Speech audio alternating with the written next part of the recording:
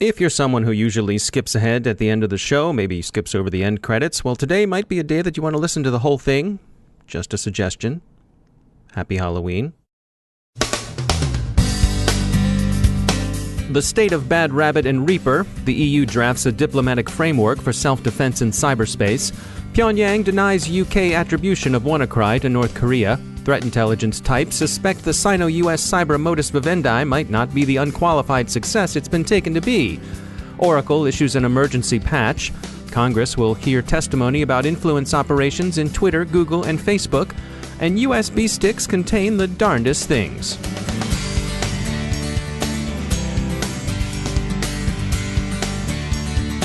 Time to take a moment to tell you about our sponsor, Recorded Future. If you haven't already done so, take a look at Recorded Future's Cyber Daily. We look at it. The CyberWire staff subscribes and consults it daily. The web is rich with indicators and warnings, but it's nearly impossible to collect them by eyeballing the internet yourself, no matter how many analysts you might have on staff. And we're betting that however many you haven't got enough. Recorded Future does the hard work for you by automatically collecting and organizing the entire web to identify new vulnerabilities and emerging threat indicators. Sign up for the Cyber Daily email to get the top trending technical indicators crossing the web: cyber news, targeted industries, threat actors, exploited vulnerabilities, malware, and suspicious IP addresses. Subscribe today and stay ahead of the cyber attacks. Go to recordedfuture.com/intel to subscribe for free threat intelligence updates from Recorded Future. And we thank Recorded Future for sponsoring our show.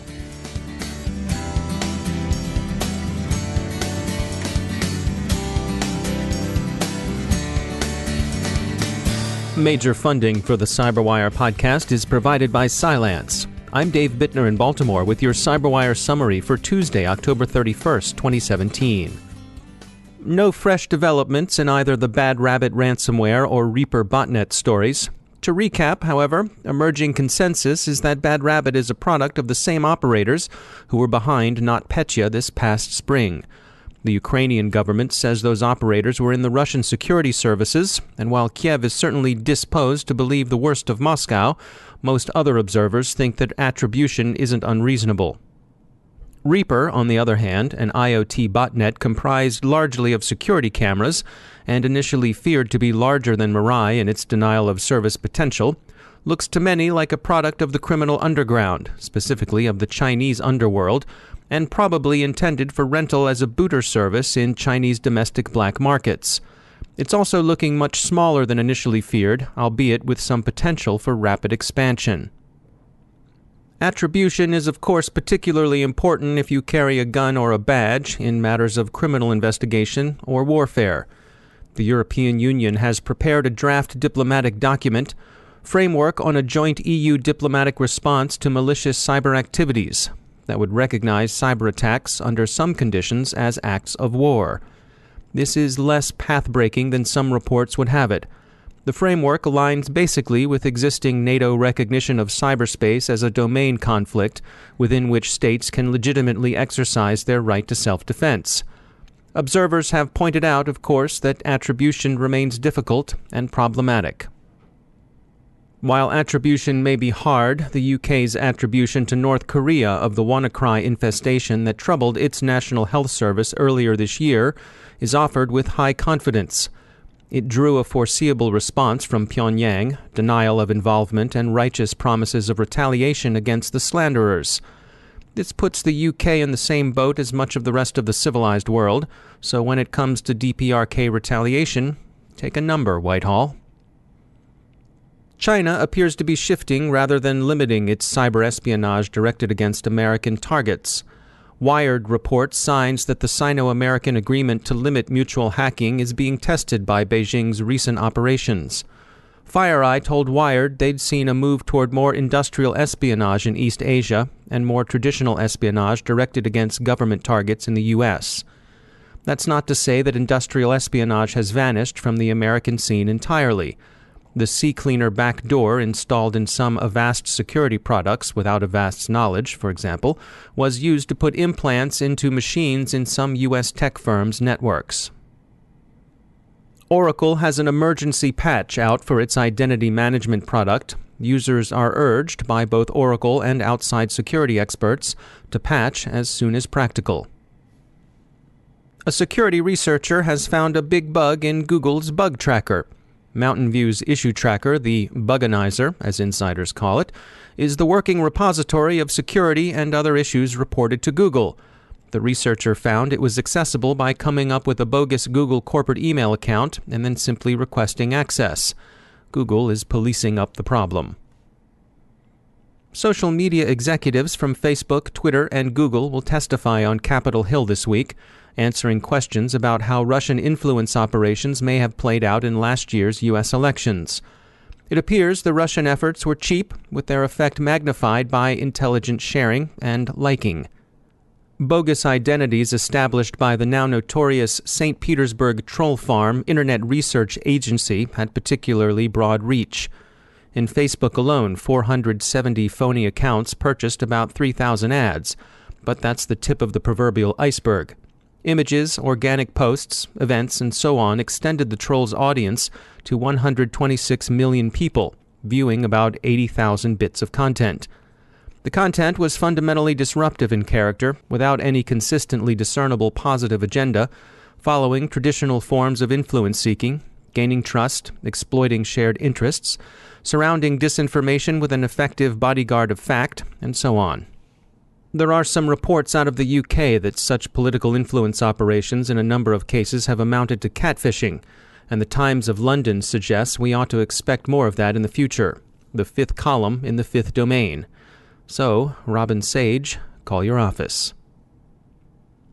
Another story out of London involves that perennial favorite of social engineers and those who lose sleep over what those crazy employees do by accident, the USB drive.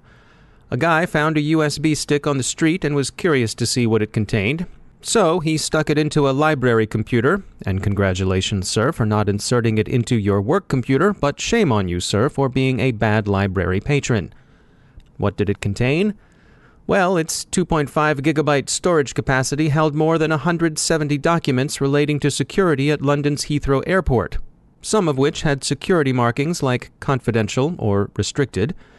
The content included stuff like lists of people exempt from security screening, hijacking duress codes, the Queen's route to the Royal Suite in a hidden part of the airport, and such sensitive physical details as the locations of escape shafts and maintenance tunnels. It's unclear whether the material belonged to a careless insider or a potential terrorist. Investigation continues.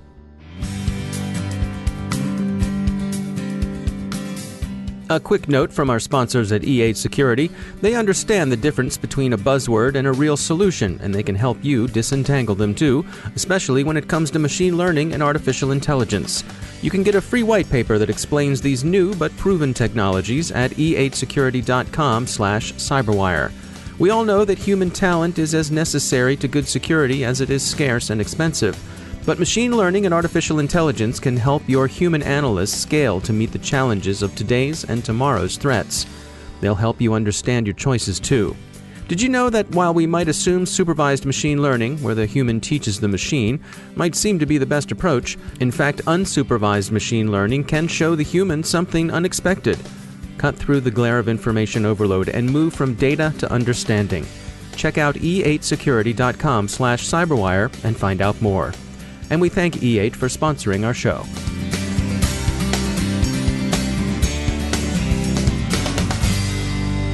Joining me once again is Rick Howard. He's the Chief Security Officer at Palo Alto Networks, and he also heads up Unit 42, which is our threat intelligence team. Rick, welcome back. Good leadership comes from the top, but when it comes to cybersecurity, those people at the top, the board of directors and folks up at that higher echelon of a company, it seems like they can be targets. They can have particular risks that are associated with them. How do we deal with that? Well, we as network defenders, we kind of ignore those guys at the top, but it's probably a blind spot for us all. And so let me just kind of give the background here. So we all know that stealing legitimate credentials from important people is a tried and true tactic that adversaries use to penetrate networks. If I was an adversary, why would I spend hours developing a zero-day exploit or, spending hundreds of thousands of dollars just to buy a good one, when you can legitimately log into the victim's network with real credentials? Okay, so this is not a new idea. This has has been around forever. But the one thing that many of us have left unattended in this regard is the protection of our company's directors, these high up people in that rarefied atmosphere, our board members. We may have even deployed some mature and capable two-factor authentication schemes and other credential protection technology from great companies like ours, Palo Alto Networks. Had to get the plug in. Okay. But we do this with an eye to protect our own employees. Now, these board members, they are these rare animals where they have one foot planted in the company business, the company secrets, but they kind of exist outside the normal protection bubble we afford our regular employees, right? Many of them sit on several boards on very different companies and have access to really sensitive information.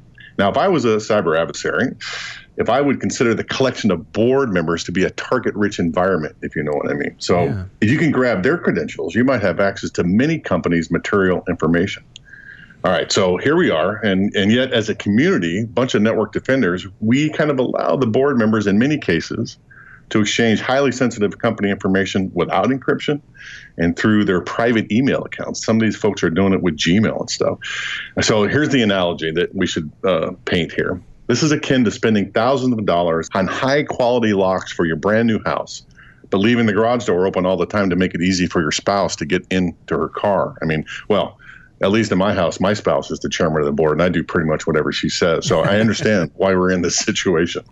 All right. So there are two things you should think about as network defenders. All right. First, consider extending company security protection to your board members. They absolutely should not be using their own personal email accounts to exchange company information. It's pretty obvious when you say it out loud, but that's kind of the situation we're in. And the second thing you should consider is that for all the people in the company, the board will see some of the most highly sensitive information that exists. So consider implementing special handling of that kind of data for all board members that is over and above what your normal procedures are.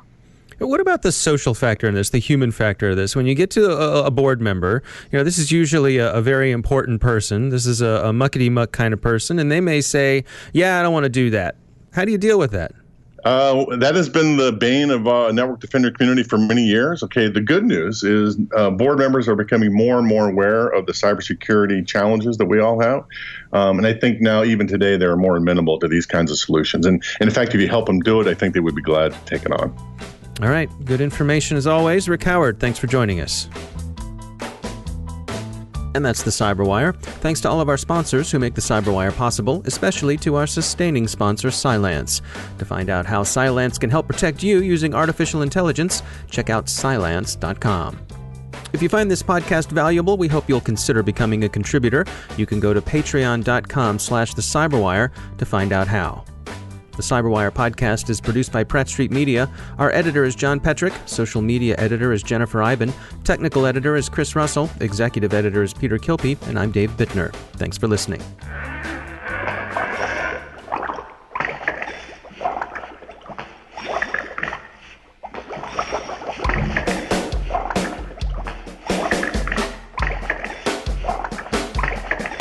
I was coding in the lab late one night when my eyes beheld an eerie sight. For my malware threat score began to rise, and suddenly, to my surprise, it did the malware mash. It was a botnet smash. It caught on 'cause of Flash. It did the malware mash. From the Stuxnet worm squirming toward the Near East to the dark web souks where the script kiddies feast, the APTs left their humble abodes to get installed from the rootkit payloads. They did the malware mash.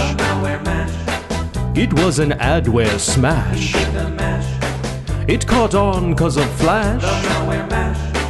They did the malware mash. The botnets were having fun. The DDoS had just begun. The viruses hit the darknet with ransomware yet to come.